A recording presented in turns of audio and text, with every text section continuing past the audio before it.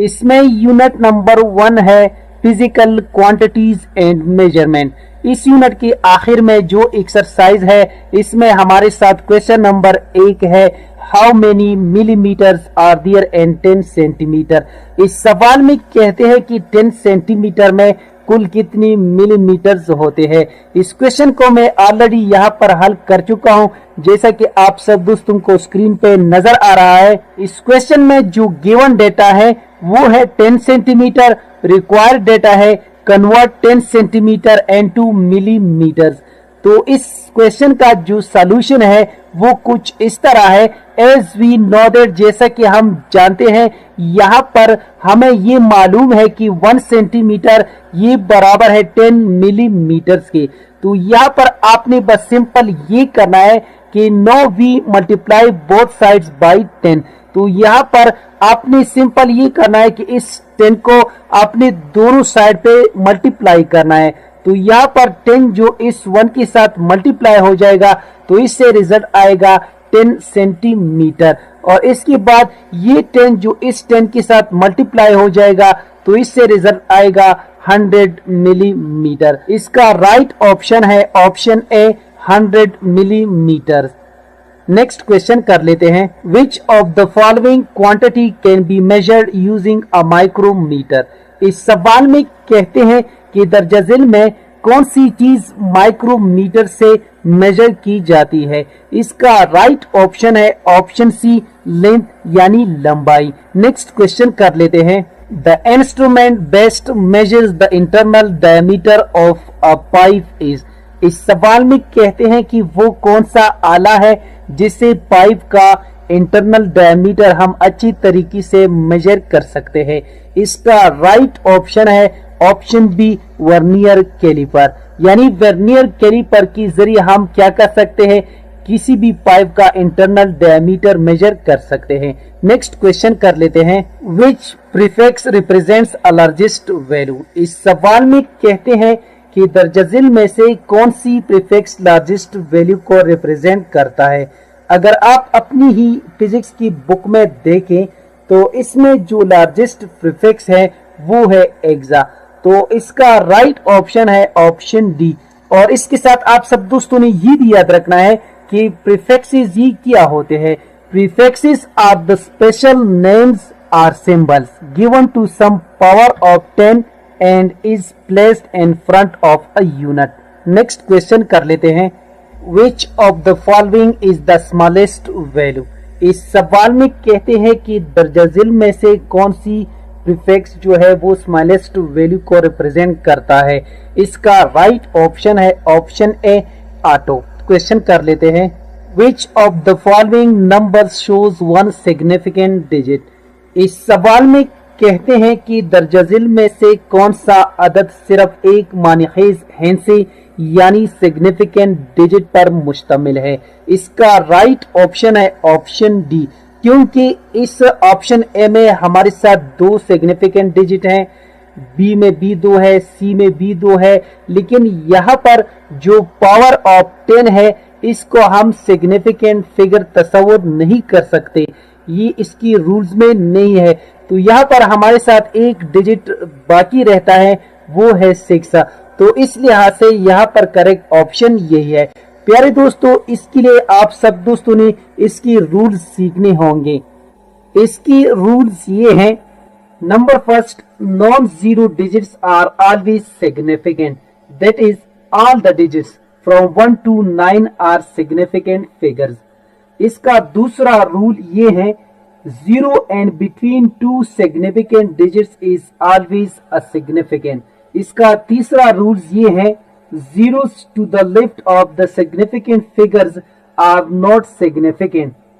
इसका चौथा रूल ये है, zeros to the right of the significant figure may or may not be significant, and decimal fractions 0 to the right of a decimal fraction are significant। However, if the number is an integer, then the number of significant figures can be found out by knowing the least count of the measuring instrument। इसका पांचवा rule ये है, in scientific notation or standard form, The figures other than power of 10 are all significant figures. Next question कर लेते हैं. Which of the following shows 4 significant digits? इस सवाल में कहते हैं कि दर्जजिल में से कौन सा अदद 4 मानिखेज हिंसी यानी 4 सिग्निफिकेंट डिजिट पर मुश्तमिल है. तो यहाँ पर अगर इन चारों ऑप्शन को देखा जाए तो इसमें हमारे साथ 4 सिग्निफिकेंट फिगर्स हैं, इसमें हमारे साथ 1 है, इसमें हमारे साथ 6 है, 1 2 3 4 5 6, और इसमें हमारे साथ 1 है. क्योंकि लेफ्ट में जो 0 आएगा वो हमारे साथ सिग्निफिकेंट फिगर तस्वर नहीं होगा, और राइट पे जो आएगा वो तस्वर होगा, और दरमियान में जो आएगा वो भी तस्वर होगा. तो इस लिहाज से यहाँ पर करेक्ट ऑप्शन है ऑप्शन ए. नेक्स्ट क्वेश्चन कर लेते हैं. A light year is distance traveled by light in 1 year. It travels about 9.460 ضرب 10 raised to the power 15 meter. How many significant figures are there in this number? इस सवाल में कहते हैं कि इस वैल्यू में, यानी जो दी गई वैल्यू है हमारी स्क्रीन पर मौजूद है, इसमें कहते हैं कि इसमें कुल कितने सिग्निफिकेंट फिगर्स होंगे. तो यहाँ पर अगर देखा जाए तो ये पावर ऑफ 10 जो है ये सिग्निफिकेंट फिगर तस्वर नहीं होगा. बाकी आप इनको काउंट कर लो, 1 2 3 4. तो इस लिहाज से यहाँ पर हमारे साथ जो करेक्ट ऑप्शन है वो है ऑप्शन डी, यानी there are 4 significant figure in that value. Next question कर लेते हैं. 0.2 millimetre and units of metres is. इस क्वेश्चन में मिलीमीटर को हमने मीटर्स में कन्वर्ट करना है. जैसा कि आप सब दोस्तों को स्क्रीन पे नजर आ रहा है, प्यारे दोस्तों, जैसा कि आप सब दोस्तों को मालूम है कि 1 मीटर में हमारे साथ टोटल 1000 मिलीमीटर्स होते हैं. तो आप सब दोस्तों ने सिंपल ये करना है कि इस 0.2 mm को आपने 1000 पे डिवाइड करना है. तो इससे जो रिजल्ट आएगा वो होगा 0.002 मीटर. अगर हम इसको पावर ऑफ 10 की शक्ल में लेके, तो यहाँ पर आप सब स्क्रीन पे देख सकते हैं. तो इस आशारिया को यानी इस पॉइंट को हमने इस साइड पे लाना है. तो जैसे ही हम इसको इस साइड पे लाएंगे तो ये बन जाएगा 1 2 3 4.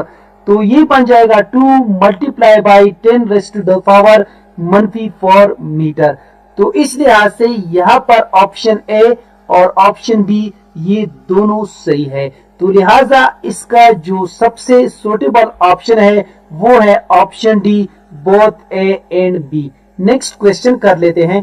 किताबुल मनाजिर is the name of book written by. इस सवाल में कहते हैं कि किताबुल मनाजिर ये किताब किसने लिखी है. इसका राइट ऑप्शन है option B, Ibn al Haytham. The average speed of a bus is 20 metre per second. How far can it travel in 10 second. इस सवाल में कहते हैं कि एक बस की औसत रफ्तार जो है वो 20 मीटर पर सेकेंड है. तो यही बस 10 सेकंड में कितना फासला तय कर सकता है. तो इस क्वेश्चन को मैं ऑलरेडी यहाँ पर हल कर चुका हूँ, जैसा कि आप सब दोस्तों को स्क्रीन पे नजर आ रहा है. तो इस क्वेश्चन में जो गिवन डेटा है इसमें हमारे साथ एवरेज स्पीड है ये बराबर है 20 मीटर पर सेकेंड की, और टाइम जो है ये बराबर है 10 सेकंड्स के. तो यहाँ पर जो रिक्वायर्ड डेटा है वो डिस्टेंस है, यानी इसको हमने फाइंड आउट करना है. तो इसका सॉल्यूशन कुछ इस तरह है.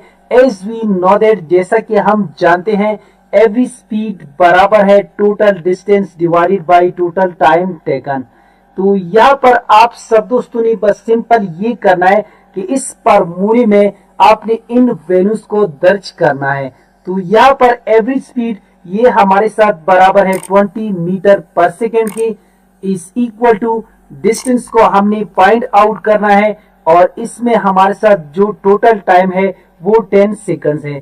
तो यहाँ पर आ जाएगा 10 सेकंड्स. तो इसके बाद आपने सिंपल ये करना है, by cross multiplication we get. तो यहाँ पर ये डिस्टेंस इस साइड पे आ जाएगा और ये 20 जो है 10 के साथ मल्टीप्लाई हो जाएगा।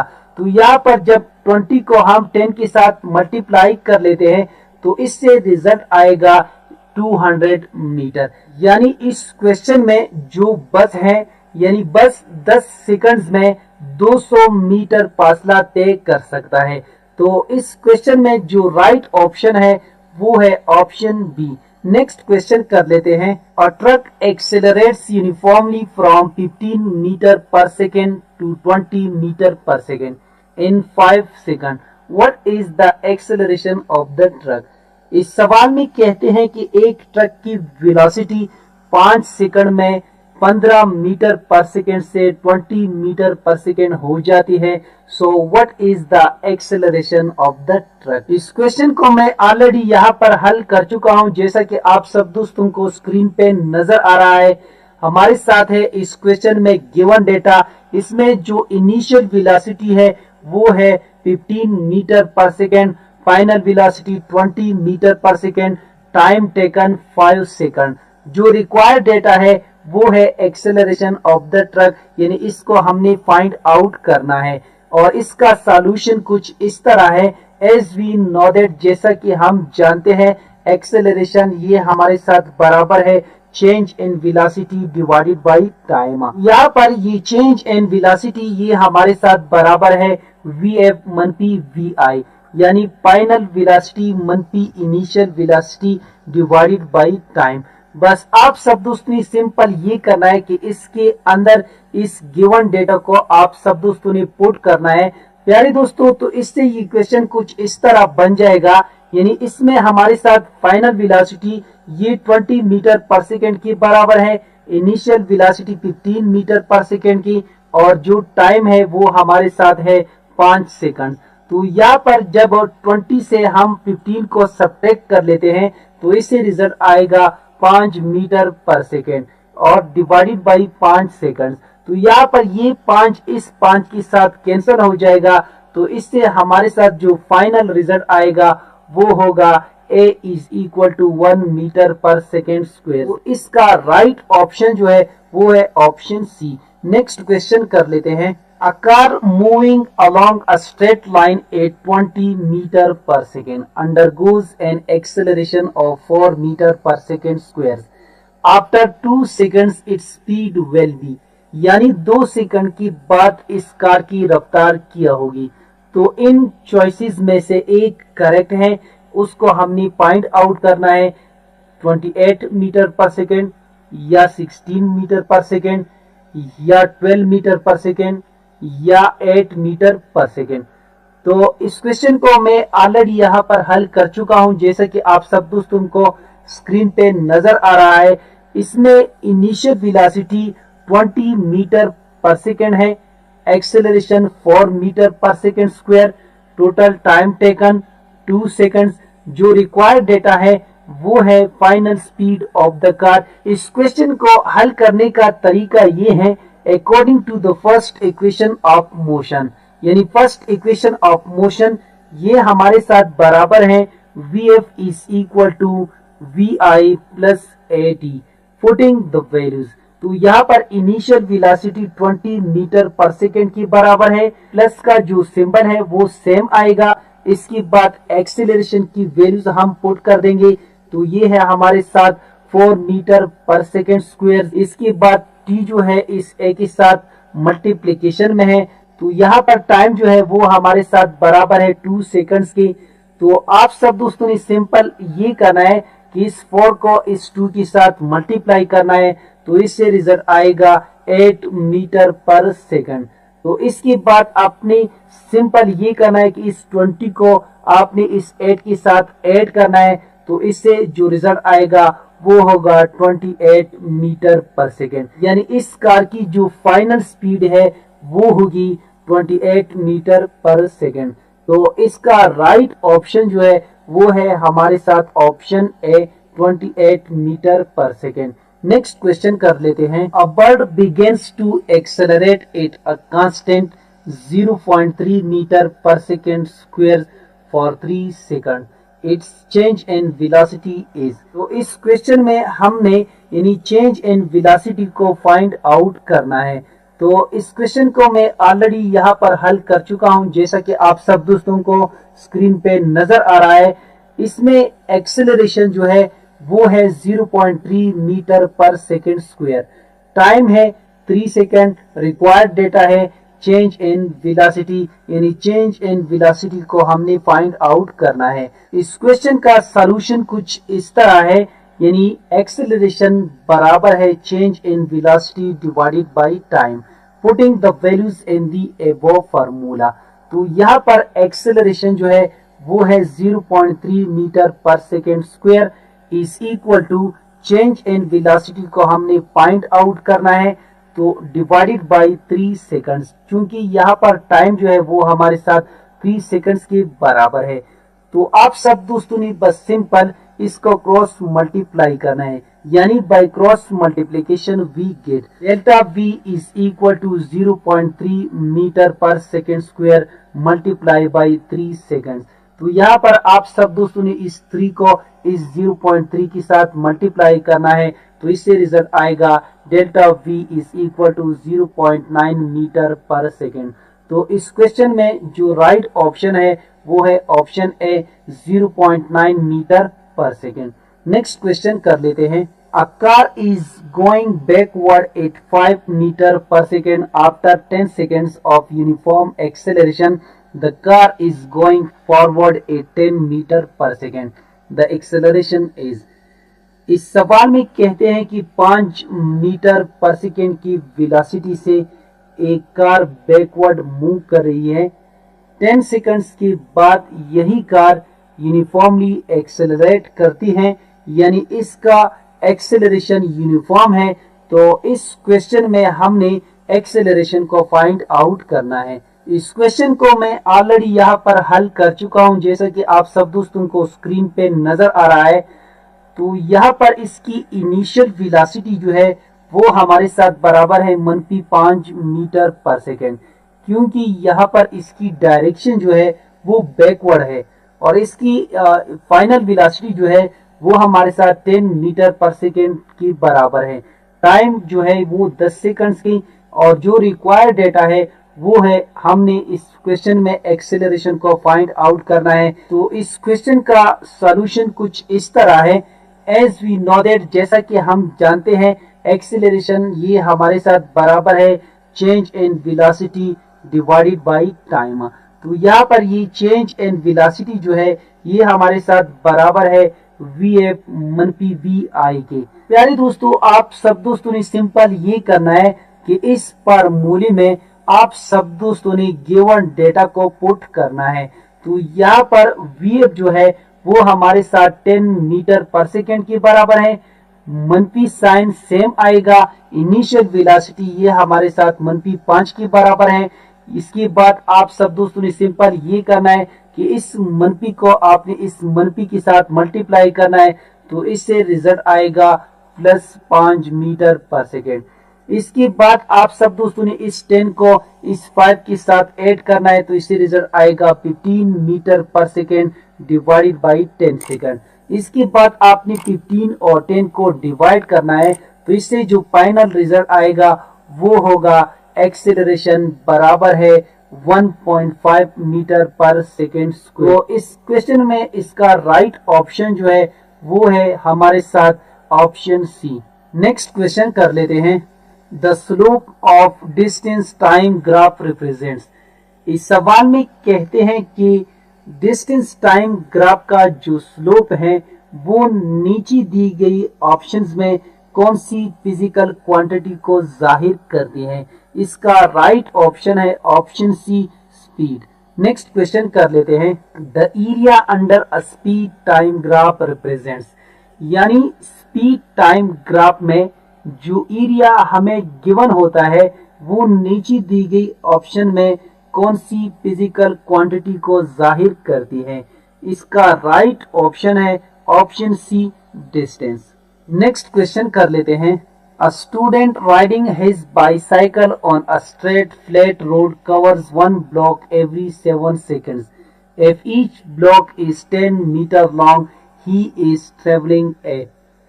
इस सवाल में कहते हैं कि एक स्टूडेंट जो है वो बाईसाइकिल पे जा रहा है और रोड बिल्कुल फ्लैट है, हमवार है और हर 7 सेकंड्स में वो एक ब्लॉक क्रॉस कर रहा है। तो इस क्वेश्चन में हमने ये पॉइंट आउट करना है कि ये कौन सी स्पीड से जा रहा है। तो यहाँ पर अगर देखा जाए तो रोड बिल्कुल स्ट्रेट है और वो हर ब्लॉक को यानी हर 7 सेकंड बाद जो है वो क्रॉस करता है। तो इसका मतलब ये हुआ कि इसकी स्पीड जो है वो यूनिफॉर्म है। तो इसकी स्पीड भी यूनिफॉर्म है और इसकी वेलोसिटी भी यूनिफॉर्म है। तो यहाँ पर ऑप्शन ए और ऑप्शन बी ये दोनों सही है। तो इस लिहाज से जो बेस्ट ऑप्शन है वो है option D, both A and B. Next question कर लेते हैं। You drop a rock from a bridge to the river below, the rock has fallen 4 metre, you drop a second rock, as the rocks continue their free fall their separation will be increases। क्योंकि जो पहला पत्थर है हमने full से यानी free fall किया था और फिर जब हम दूसरी को फ्री फॉल करते हैं तो इन दोनों के दरमियान जो डिस्टेंस होती है वो इंक्रीज होती है, यानी इसकी दरमियान जो सेपरेशन होता है वो और भी बढ़ जाती है। तो इस लिहाज से जो सुटेबल ऑप्शन है वो है option A, increase. A 30 kg object is supported from roof such that tension in the roof is equal to its weight. The weight of the object is। इस सवाल में कहते हैं कि एक 30 kg का ऑब्जेक्ट है जिसको रस्सी की जरिए लटका दिया गया है, इसमें टेंशन पैदा होती है, वो वेट के बराबर है। तो आप सब दोस्तों ने इस क्वेश्चन में इस ऑब्जेक्ट का वेट फाइंड आउट करना है। इस क्वेश्चन को मैं ऑलरेडी यहाँ पर हल कर चुका हूँ, जैसा कि आप सब दोस्तों को स्क्रीन पे नजर आ रहा है। इसमें जो गिवन डेटा है इसमें mass of the object is equal to 30 kg, acceleration due to gravity g is equal to 9.8 metre per second square. इसमें जो रिक्वायर्ड डेटा है वो है वेट ऑफ द ऑब्जेक्ट, इसको हमने फाइंड आउट करना है। इस क्वेश्चन का सॉल्यूशन कुछ इस तरह है। अकॉर्डिंग टू द फार्मूला, जैसे कि हम जानते हैं कि वेट का फार्मूला है W is equal to mg, put the values in the above formula. यहाँ पर मास हमारे साथ 30 kg की बराबर है और ग्रेविटी जो है वो हमारे साथ 9.8 मीटर पर सेकेंड स्क्वायर की बराबर है। बस आप सब दोस्तों ने यहाँ पर सिंपल ये करना है कि इस 30 को आपने 9.8 के साथ मल्टीप्लाई करना है। तो इससे जो फाइनल रिजल्ट आएगा वो होगा weight is equal to 294 newton. इसका राइट ऑप्शन है ऑप्शन सी। नेक्स्ट क्वेश्चन कर लेते हैं। Force needed to produce an acceleration of 10 metre per second square in a ball of mass 0.5 kg is. इस सवाल में कहते हैं कि एक बार है जिसका किमियत यानी मास 0.5 kg है, इसमें हमने 10 metre per second square acceleration पैदा करना है। तो इस क्वेश्चन में हमने फोर्स को फाइंड आउट करना है कि इसके लिए कितनी फोर्स दरकार होंगी। इस क्वेश्चन को मैं ऑलरेडी यहाँ पर हल कर चुका हूँ, जैसा कि आप सब दोस्तों को स्क्रीन पे नजर आ रहा है। इसमें गिवन डेटा जो है वो है mass of the ball is equal to 0.5 kg, acceleration है 10 मीटर पर सेकेंड स्क्वायर। इसमें रिक्वायर्ड डेटा जो है वो है फोर्स, इसको हमने फाइंड आउट करना है। इस क्वेश्चन का सलूशन कुछ इस तरह है। एज वी नोटेड, जैसा कि हम जानते हैं फोर्स का जो फार्मूला है यानी फोर्स बराबर है ma यानी मास ज़रबे एक्सेलरेशन के। तो यहाँ पर आप सब दोस्तों ने सिंपल ये करना है पुटिंग द वैल्यूज। यहाँ पर हमारे साथ मास 0.5 kg की बराबर है, इसके बाद मल्टीप्लिकेशन का साइन सेम आएगा और ए यानी एक्सेलरेशन की वैल्यू जो है वो है 10 मीटर पर सेकेंड स्क्वायर। इसके बाद आप सब दोस्तों ने सिंपल ये करना है कि इस 10 को इस 0.5 के साथ आप सब दोस्तों ने मल्टीप्लाई करना है। तो इससे फाइनल रिजल्ट जो आएगा वो होगा force is equal to 5 newton. तो इसका राइट ऑप्शन जो है वो है ऑप्शन डी। नेक्स्ट क्वेश्चन कर लेते हैं। Ball A collide with ball B which is at rest after the collision which of the following condition is not possible. इस सवाल में कहते हैं कि आपके पास दो बॉल हैं, बॉल ए और बॉल बी। बॉल बी जो है वो रेस्ट पोजीशन में है, तो जब आप बॉल ए को बॉल बी के साथ कोलाइड करते हैं तो इस सवाल में कहते हैं कि नीचे दी गई ऑप्शन में वो कौन सी कंडीशन है जो नामुमकिन है, वो कंडीशन जो है नॉट पॉसिबल है। तो यहाँ पर अगर देखा जाए इसमें ये तीनों कंडीशन पॉसिबल है, लेकिन इसमें जो ऑप्शन डी है ये कंडीशन इसमें पॉसिबल नहीं है, क्योंकि जब बॉल ए को बॉल बी के साथ हम कोलाइड करते हैं तो ये दोनों रेस्ट पोजीशन में नहीं आते। तो इस लिहाज से यहाँ पर करेक्ट ऑप्शन यही है। नेक्स्ट क्वेश्चन कर लेते हैं। What is the mass of a car that is traveling with a velocity of 20 meter per second and a momentum of 22,000 kg meter per second? इस सवाल में कहते हैं कि हमने एक कार की मास फाइंड आउट करनी है जो कि 20 मीटर पर सेकेंड की वेलोसिटी के साथ वो ट्रेवलिंग कर रही है और इसका मोमेंटम जो है वो 22,000 किलोग्राम मीटर पर सेकेंड के बराबर है। तो आप सब दोस्तों ने सिंपल इस क्वेश्चन में मास को फाइंड आउट करना है। इस क्वेश्चन को मैं ऑलरेडी यहाँ पर हल कर चुका हूँ, जैसा कि आप सब दोस्तों को स्क्रीन पे नजर आ रहा है। प्यारे दोस्तों, इस क्वेश्चन में जो गिवन डेटा है इसमें वेलोसिटी 20 मीटर पर सेकेंड के बराबर है और इसका मोमेंटम है 22,000 किलोग्राम मीटर पर सेकेंड। यानी इस क्वेश्चन में जो रिक्वायर्ड डेटा है वो है what is the mass of the car. इस क्वेश्चन का सॉल्यूशन कुछ इस तरह है। एज वी नो दैट, जैसा कि हम जानते हैं किसी जिस्म में मिकदार हरकत को मोमेंटम कहते हैं या किसी जिस्म की कीमियत m और वेलोसिटी v की हासिल ज़रब को कहा जाता है मोमेंटम। तो यहाँ पर मोमेंटम हमारे साथ बराबर है the product of mass and velocity. तो यहाँ पर आपने इस v को दोनों साइड पे डिवाइड करना है, तो इससे फाइनल रिजल्ट आएगा m is equal to p by v। तो यहाँ पर आप सब दोस्तों ने बस सिंपल ये करना है पुटिंग द वैल्यूज। तो यहाँ पर मोमेंटम हमारे साथ बराबर है 22,000 किलोग्राम मीटर पर सेकेंड की और इस यहाँ पर वेलोसिटी जो है इसकी वैल्यू है 20 मीटर पर सेकेंड। तो यहाँ पर आप सब दोस्तों ने 20 को यानी इस 22,000 किलोग्राम मीटर पर सेकेंड पे डिवाइड करना है, तो इससे फाइनल रिजल्ट आएगा m is equal to 1100 kg। तो इसका राइट ऑप्शन जो है वो है option D. An object at earth and taken to the moon should have। इस सवाल में कहते हैं कि एक ऑब्जेक्ट जमीन पर पड़ा हुआ है, अगर उसी ऑब्जेक्ट को हम चांद पर ले जाए तो उसकी मास और वेट में कौन सी तब्दीली होनी चाहिए। तो इसका राइट ऑप्शन जो है वो है option C, same mass less weight. क्योंकि मास जो है ये हमारे साथ कांस्टेंट क्वांटिटी है, ये किसी भी लोकेशन में चेंज नहीं होती है और लिहाजा वेट जो है ये हमारे साथ एक वेरिएबल क्वांटिटी है जो लोकेशन के लिहाज से वो चेंज हो जाती है। तो इस लिहाज से यहाँ पर इसका राइट ऑप्शन जो है वो है ऑप्शन सी। नेक्स्ट क्वेश्चन कर लेते हैं। The unit of coefficient of fraction is. इस सवाल में कहते हैं कि कोफिशिएंट फ्रैक्शन की इकाई कौन सी है।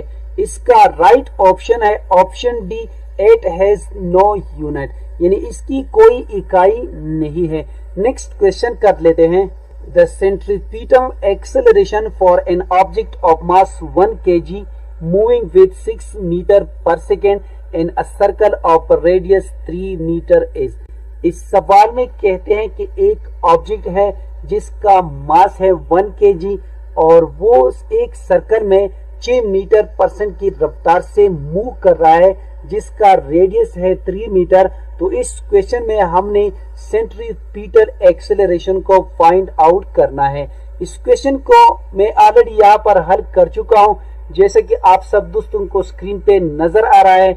इस क्वेश्चन में जो गिवन डेटा है, mass is equal to 1 kg, velocity is equal to 6 metre per second, radius is equal to 3 metre. इसका रिक्वायर्ड डेटा जो है वो है सेंट्रीपिटल एक्सेलरेशन। इसको हमने फाइंड आउट करना है। इसका सॉल्यूशन कुछ इस तरह है, एज वी नो दैट, जैसा कि हम जानते हैं सेंट्रीपिटल एक्सेलरेशन जो है ये हमारे साथ बराबर है v square divided by r के।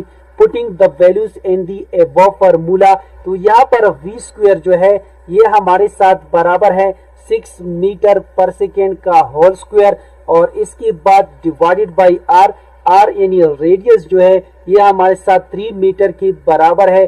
तो यहाँ पर ये हमारे साथ है 6 स्क्वायर, तो ये बन जाएगा 6 6 36, तो डिवाइडेड बाई 3।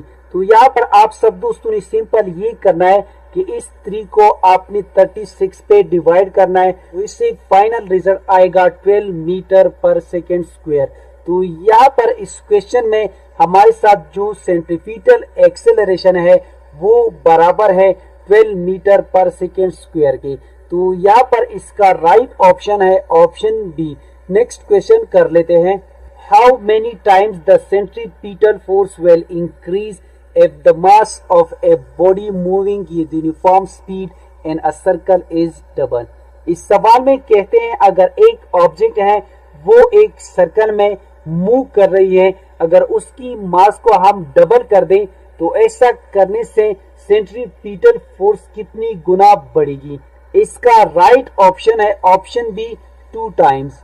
नेक्स्ट क्वेश्चन कर लेते हैं। Which of the following forces can act as a centripetal force?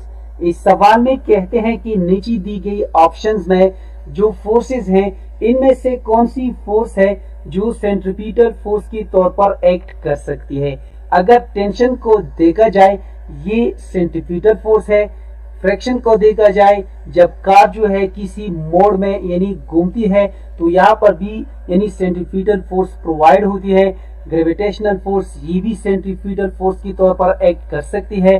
तो इसका मतलब ये हुआ कि इसमें ये तमाम ऑप्शन ठीक है, यानी इसका राइट ऑप्शन है option D all of these. Question कर लेते हैं। An empty suitcase is placed in the middle of bus on its floor traveling at a high speed. When the bus brakes suddenly, the suitcase slide forward। इसका right option है option B. Next question कर लेते हैं। In Newton's third law, the action-reaction pairs does not neutralize each other because they।